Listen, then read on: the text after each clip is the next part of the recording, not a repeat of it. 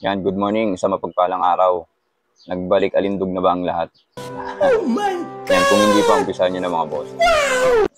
Everyday routine na natin gawin to mga bossing ha, para din sa kalusugan natin.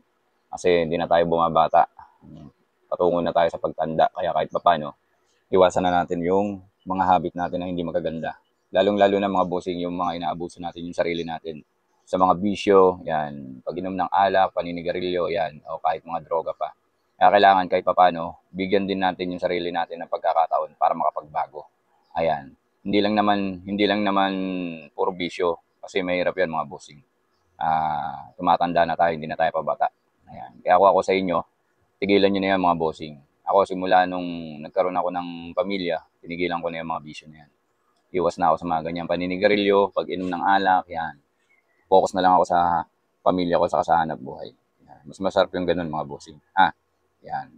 Kung napapansin niyo mga bossing, yung mga ginagamit kong mga pang-exercise dito sa akin, lahat yan nabili ko lang yan sa TikTok shop ko lang nabili yan. Lahat yan. Pati yan mga rubber ano na yan, nabili ko lang yan. Medyo matagal na sa akin yan. Ngayon ko lang ulit sila nagagamit kasi gusto ko na talagang gawin to araw-araw. Saka pati yung kanina, yung barbell, isang set yun mga bossing ha. Hanggang 40 kilograms yun, isang set yun. Yun yung nabili ko. Saka yung rubber band na yun. Okay. Pati ito mga bossing yan. Yung sa chest, spring chest yata tawag yan. Hindi ako familiar dyan. Pero yan, matagal ko nang ginagamit yan. Dalawang size yun sa akin dyan. Isang 40, isang 30. Yung gamit ko 30. Yan. Sa mga beginner, 30 lang yan. Dapat magaan lang. Yan. Pag medyo kaya mo na, sanay ka na everyday mo nang ginagawa yan. Kahit magtaas ka na dyan ng 40. Ha?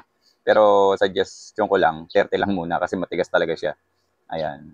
Yan. Mga ano lang yung mga bossing. Bagay na bagay sa atin yung mga product na yan. Kahit dito lang tayo sa bahay, hindi na tayo pumunta sa mga gym, wala tayong panahon pumunta sa gym. Yan, kahit sa bahay lang pagpapawisan tayo dyan, bossing.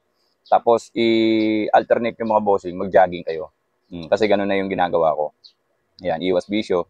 Tapos, kain ka ng mga healthy.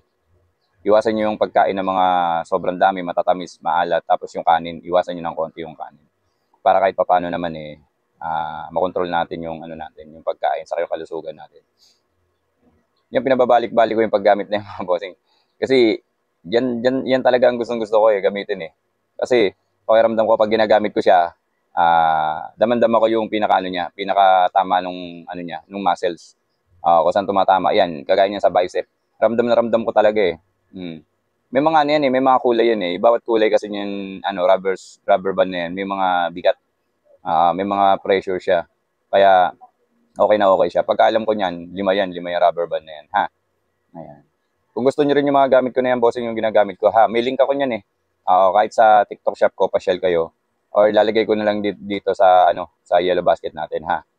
Pero pa-share lang yung TikTok shop ko, saka follow niyo ako sa Facebook account ko, yung Elmer Gidakang Bulaon, yan mga bossing. Pasuporta din mga bossing, ha? Follow niyo po ako, bossing. Follow, share, saka like, ha? Okay. Yan. Pagkatapos natin syempre magpahinga, pagkatapos natin mag-exercise, magbuhat, ito yung ginagawa ko na lang na parang diet ko na lang. Yan. Ito yung inaano natin, yung mixed nuts. Yan. Meron din yan sa chef ko. Meron din yan sa chef ko sa TikTok.